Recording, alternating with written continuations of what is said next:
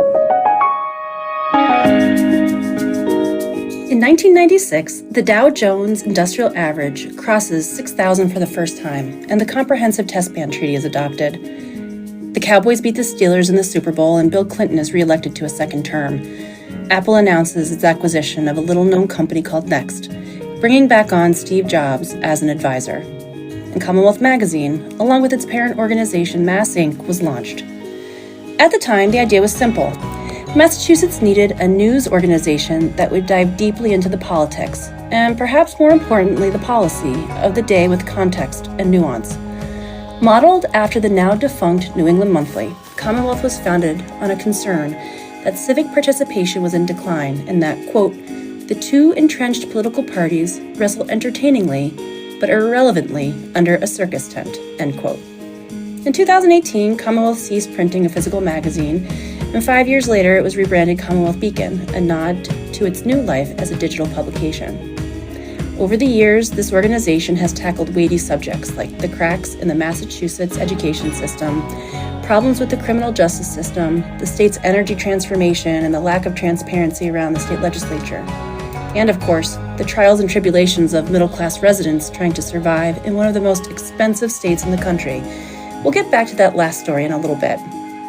But first, I'm Laura Colarusso, the editor of CommonWealth Beacon. Joining me today on the podcast is Dave Denison, the inaugural editor of CommonWealth, who's here to mark our 30th anniversary and help shed some light on the making of a magazine 30 years later. All right, so Dave, thanks for joining us. I wanted to start with what drew you to the position of editor of this particular magazine to begin with? I mean, I'm assuming it was probably partly Tripp's effervescent personality, but why don't you take us back there and help us understand what brought you to CommonWealth Magazine in the first place?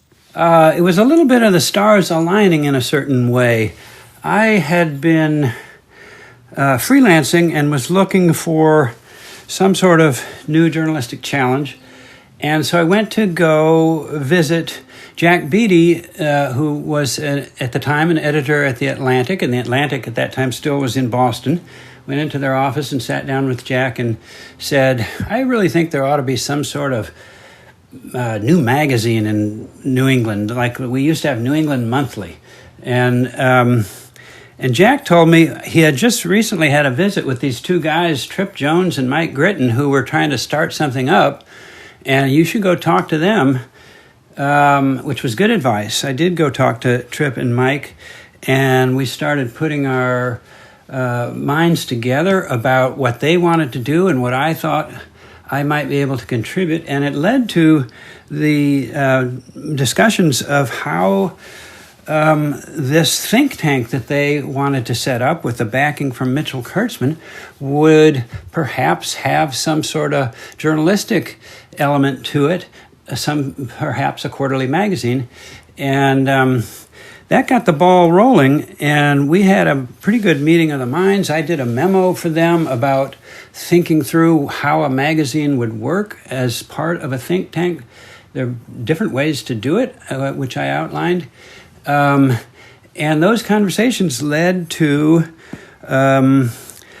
their decision to hire me to be the first editor of what became CommonWealth Magazine. At the time, we didn't yet have that name for it. We went through a long process thinking of what it should be called, and then it kind of became obvious that CommonWealth would be something that would say New England and Massachusetts from the very start.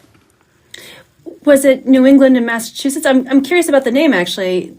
Or was it, as you said the word Commonwealth, it made me think of the Commonwealth, which is, we can talk a lot about the founding parts of this organization being around the middle class. And so, tell me a little bit more about the genesis of the name, the process you went through. Well, it really was meant to be specific to Massachusetts, since we are the Commonwealth of Massachusetts.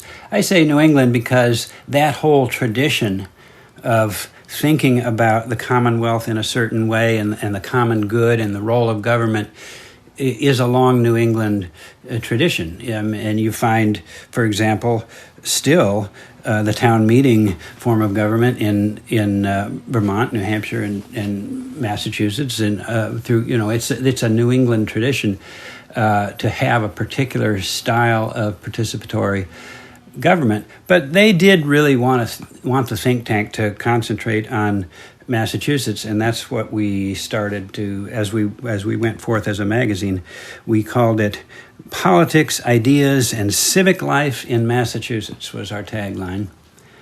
Trying to signal what we wanted to talk about, which is the Commonwealth, which is partly not just financial, but the political traditions, the whole wealth of a government tradition that has been passed down through the ages in this particular state.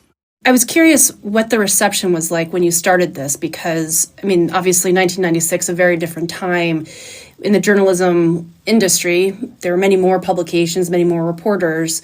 Did you find that the reception to a magazine that would focus on very, I don't want to say heavy, but, more substantive content, was it well received? How did people originally respond to this experiment?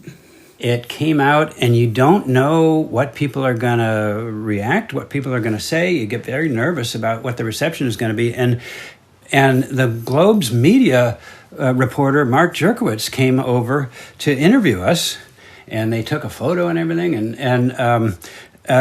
So here's Mark Jerkowitz going to write about this new journalistic effort, and it's the Boston Globe, which in a way is a little bit of a rival. And boy, I remember the night before that piece came out, how nervous I felt, because you don't know what he's going to say. You don't know whether you're going to get raked over the coals. And it was, as it turned out, it was a fairly positive piece, which was a great relief. But he did use the term that irked me then and irks me now. He used the term eat your peas journalism. Like here we were serving people their vegetable and peas, they're the nutritional vegetables that you'd rather have dessert. But we were serving up spinach.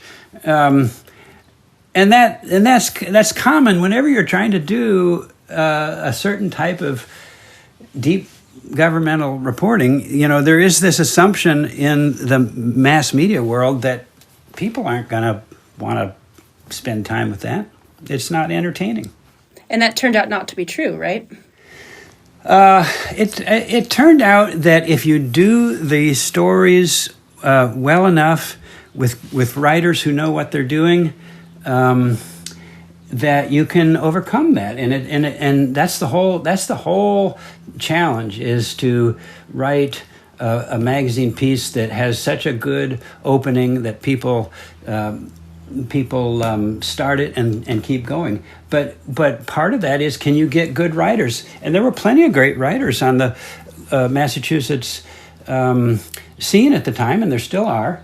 But we in the early issues, we had people like Chris Daly, who had been a reporter for the Washington Post. We had Laura Papano, a really tremendous education reporter. Carolyn Ryan, who's now a top editor at the New York Times, wrote a piece for us on a journalistic effort in Holyoke. David Whitford, a guy that had written a book about sports, did a profile of Mo Vaughn. And then people like Carol Gerwin, who came from the Quincy Patriot Ledger, and Bob Keogh and Michael Jonas, those three who became part of the staff. Really, that's the whole thing. Can you get journalists who feel the importance of these issues and also know how to bring them alive? Right. That's actually something that we're working on now. When I came here about 18 months ago, that was very much my focus as well, was creating stories that are about policy. But I think if you make them also about people, the policy becomes much more accessible. So that's something that we've really doubled down on these last 18 months. Yeah, and I think you have, perhaps have a little bit more of a staff. How many people do you consider staff writers at this point? We have 4 staff writers, and then Michael who's still here, Michael Jonas. He's our executive editor, but then also writes from time to time, mostly on education and criminal justice. But then we actually also have a number of freelancers that we work with on a rotating basis or a regular basis who we've developed relationships with that we know can write and can create beautiful stories around these topics. So, for example, last year when we really focused in on climate change in Massachusetts, we had a freelancer go out to the Connecticut River Valley and write about how difficult it is for towns to come together to fix the flooding issue, right? So floods don't respect town boundaries, and it's really hard to create coordinated responses, which is very much a policy story, but she went out and interviewed the people who were really affected by the flooding and then got back into the policy that way. It turned out to be such a nice story that the Springfield Republican then put it on its front page. Yeah. That's one of the big challenges is to find good freelancers, but to get them interested, you've got to be able to pay a certain amount of money for the fee, and then you say you send the writer out to the Connecticut River Valley, so there's a little bit of travel expense. Is that something that you end up emphasizing with your funders, that to do good journalism, we've got to be able to have a budget, an editorial budget to get these writers to participate? When it comes to the funders, what we try to really focus on, at least from my perch in the newsroom and what I've seen, the business side, is we really try to focus on impact. And so a lot of these stories are creating conversations. We don't really think so much about impact in terms of clicks, but we think about it in terms of what kind of conversation are we starting. Dave, I wanted to go back to what you mentioned about your original cover. It was about the middle class. I think the headline was "Making It in the Middle Class." And I wanted to talk about that story, why it was important to do that one for your inaugural issue. So maybe we just start there. Why was that one important for the first issue? It really got readers to understand what was at the core of the Mass Inc. mission, which was thinking about middle-class life and middle-class prosperity as a really important political and economic issue. And so I was, we knew that was what we were about, but I was really racking my brain at the time on how to do something like this, where you could bring alive these economic questions. And I knew I had to go talk to people, but who and how? This was before Facebook. I wasn't going to put a notice on Facebook, "I'm looking for middle-class people to talk to me." But I started looking at income stats in Massachusetts, and I wanted a place that was in the middle, a median income town. And I don't remember if Billerica was right in the middle, but it was a classic example of a kind of a suburban place that had a lot of people right in the middle of the income scale. So then I zero in on Billerica, and I start looking at maps and the town list of who lives where, and I realized there was a area in Billerica called Heritage Heights, and I just kind of like the sound of it. And then there was a street in the subdivision called Heritage Road, and I thought, well, that's something you can work with, because we're talking about the heritage of the American dream and many ways of thinking about heritage. And I started looking at the families that, you can learn a certain amount about the families, who owns what house, how much the house is worth, and all that. And I started doing that research, and then I just decided I'm going to drive over there and start knocking on doors. And I think I did an initial trip where I approached people and said, "Would you be willing to sit down with me?" And I didn't just expect to walk right in the living room, but then make some appointments. And I got a number of families to participate. And then it's just a matter of having a conversation that's real, not superficial, that talks about what it is to be in the middle class, what their families were like when they grew up, what they feel about their future. They're all, most of them, two-income families raising kids, at houses that might have cost them $150,000 or something like that. One person loses a job and it's going to be a crisis, all that sort of stuff.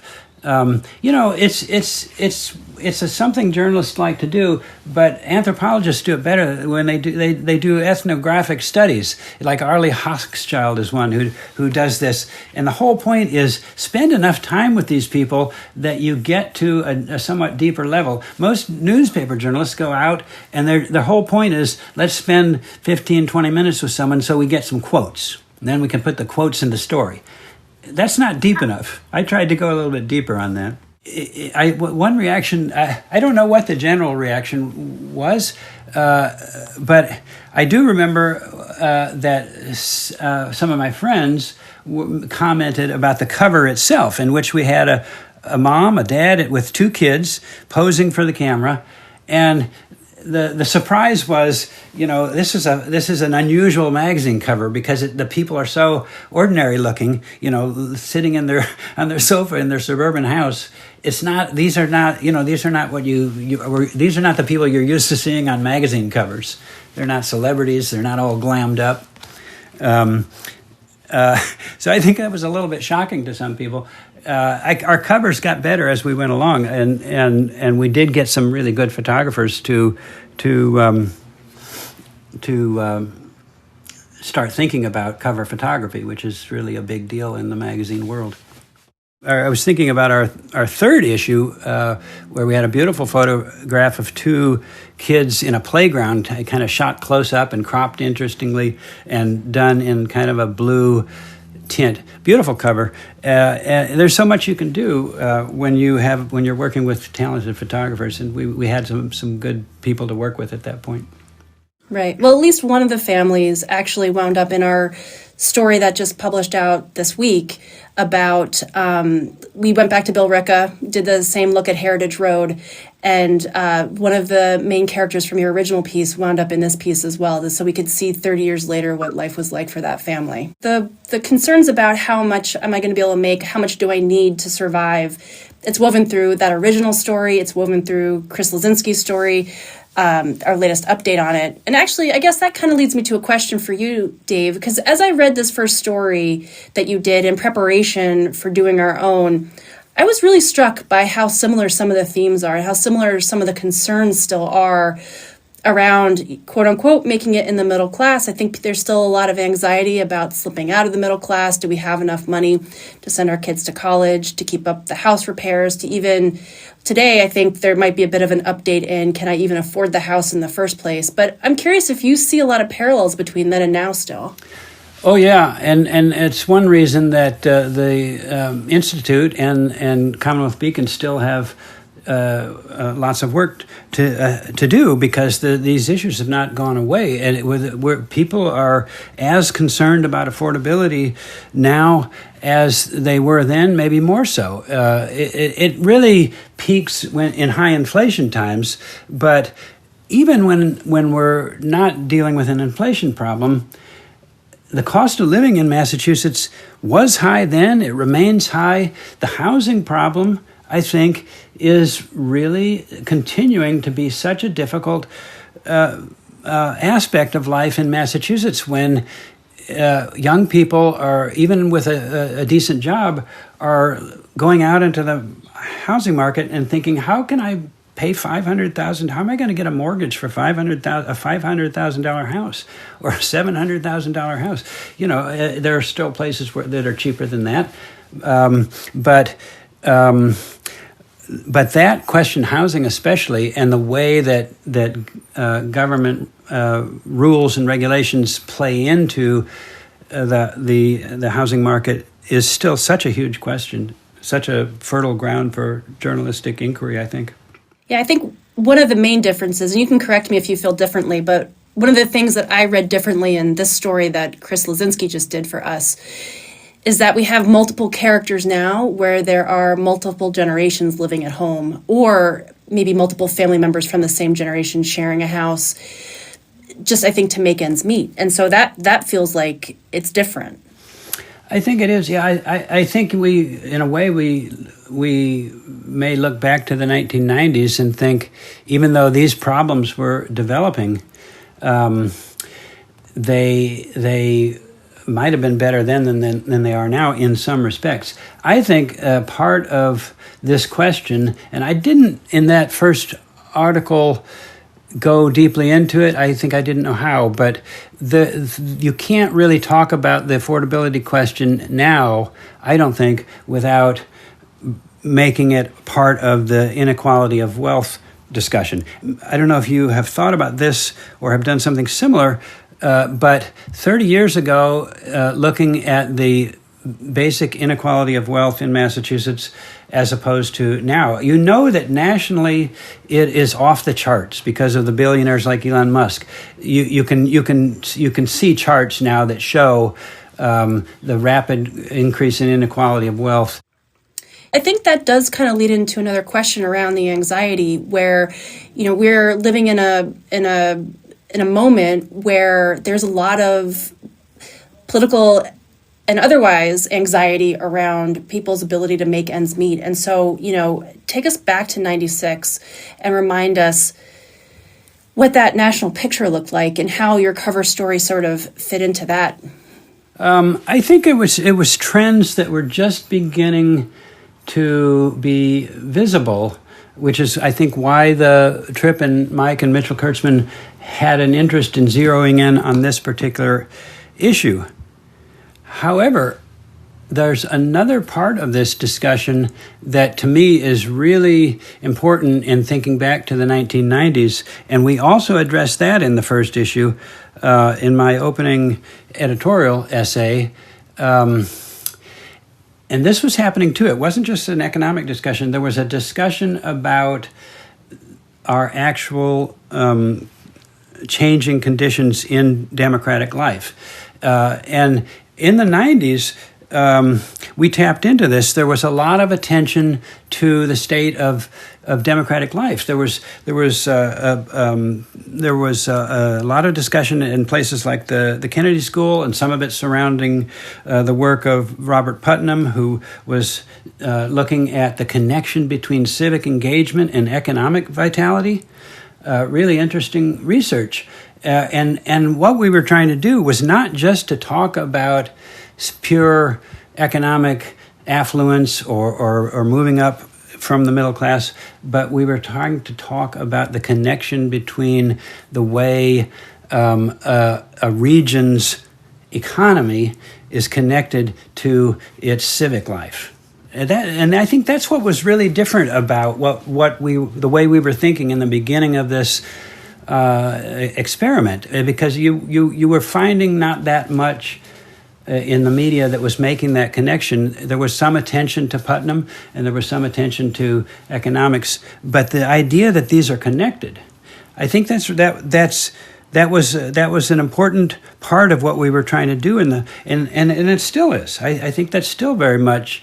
I assume that's something that you think about too, as you're not just talking about finances and economics. You're also talking about not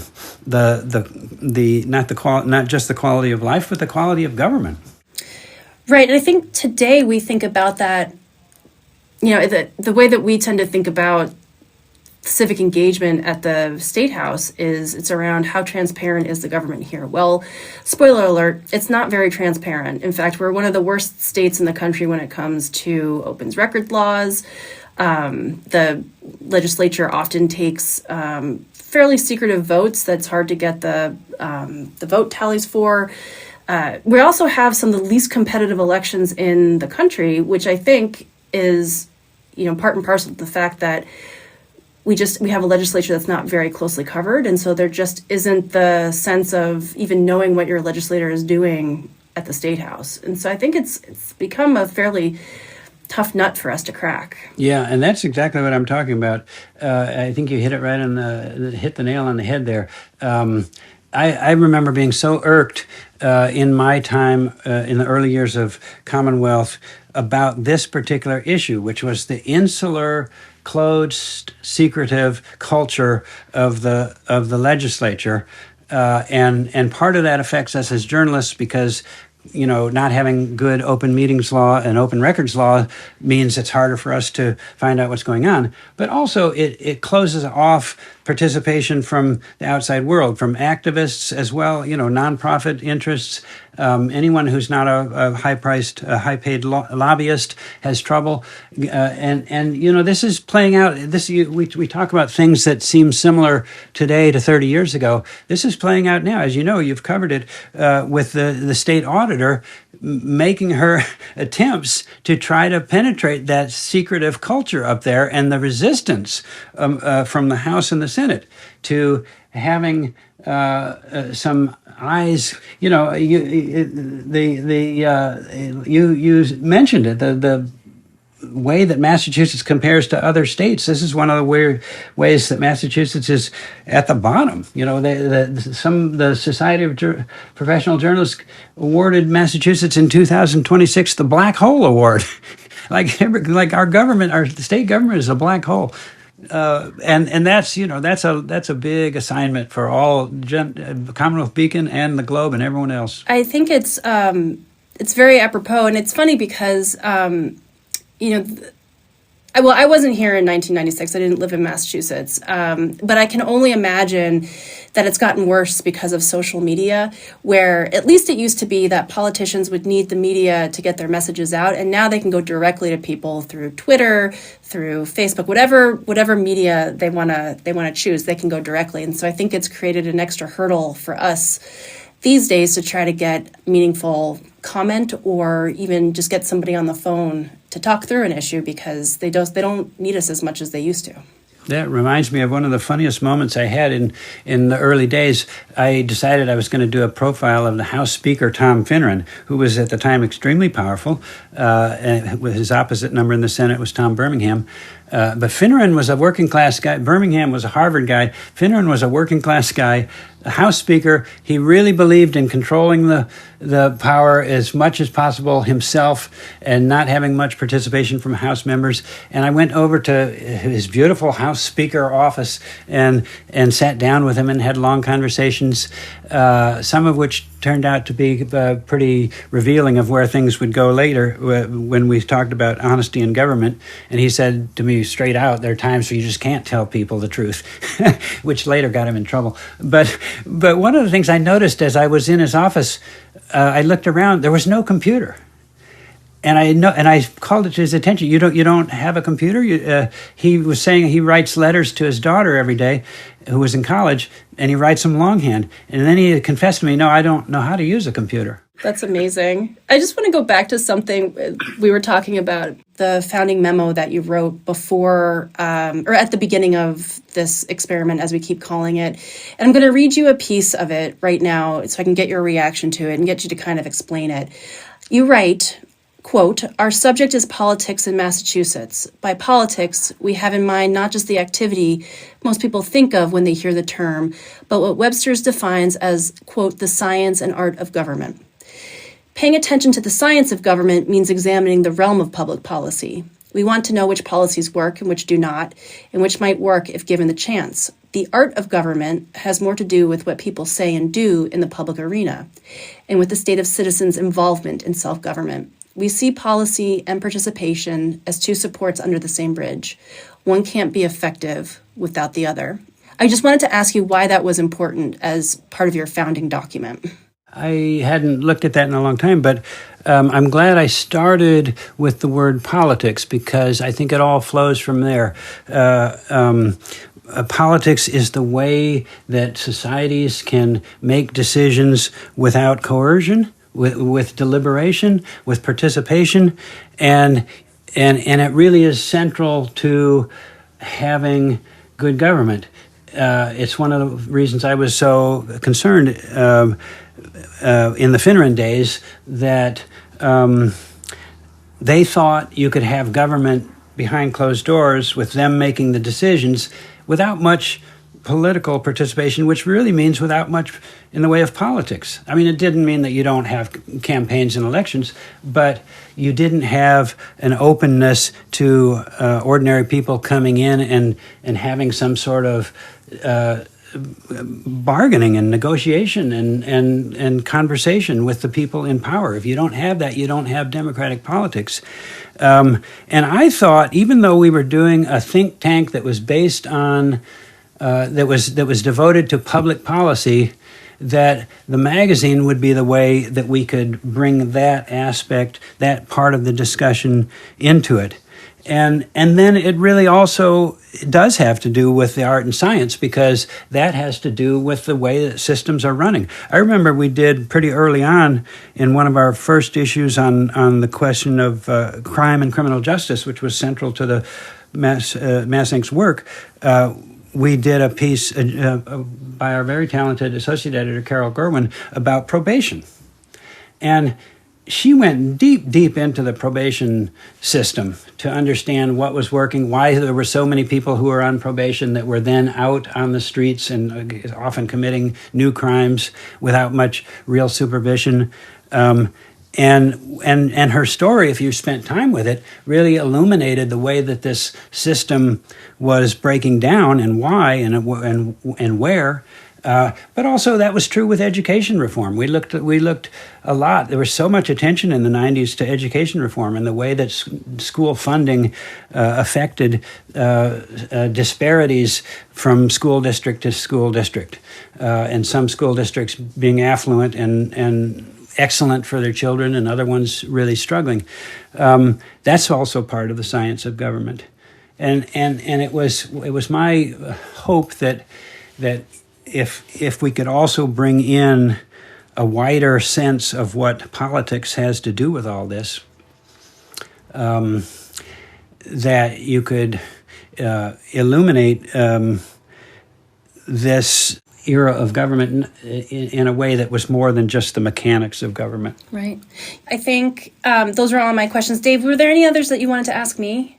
Well, I think people hearing this are probably likely to be interested in the change that's taken place specifically with CommonWealth Beacon, where a decision was made some time ago that we're not going to be printing and mailing a magazine, which didn't go out to all that many people. It's not like it had a circulation to rival People magazine. But now you're doing everything online, and it changes the mission a little bit. But I think people are curious about how you think about that change in mission. Right. Well, I'll answer. I'd be happy to answer this question just with the caveat that the decision to stop printing the magazine predates me. And as I understand, it was an economic decision based on how expensive it is to print on paper these days. It really is. Very expensive. So to me, the change is indicative of just sort of the march forward of our industry, where more and more is online, more and more is actually meeting people where they are on social media platforms. And what that has done to CommonWealth Magazine, now CommonWealth Beacon, is made us more responsive to the daily news cycle. Now, that's not to say that we don't take a big step back and try to think about our bigger issues that are going on in Massachusetts. In fact, we've actually, in the 18 months that I've been here, I think we've done quite a few long-form pieces to try to get back to our magazine roots. My job before this was actually a magazine, so I bring a lot of that ethos with me, but we are trying to compete for eyeballs in a really oversaturated space. And so I think it's, just take a step back. I guess I kind of straddle this world in journalism, where I started my career around the time the internet was starting to make big disruption. And so I have some sort of before internet times training in journalism. And I take a lot of that training with me into this moment, where I care very deeply about depth, nuance, telling people things they don't already know, and adapting that to a quicker, more immediate, and sometimes demanding news cycle. So I think the magazine DNA is still with us. We are just doing it at a faster pace. And we are, trying to hit daily deadlines too, to keep people engaged in our bigger pieces of work. Well, I really appreciate it, Dave. This was such a fun conversation. It's nice to just have a chance to talk about Commonwealth and all of the history. Thanks again to Dave Denison for joining me on the podcast, and thank you for listening. I'm Laura Colarusso. Our production and theme music is done by Charlie Cazella. Leave a rating and review wherever you're hearing this now if you want to help other folks find us, and email codcast@commonwealthbeacon.org if you ever want to get in touch directly. We'll be back next week.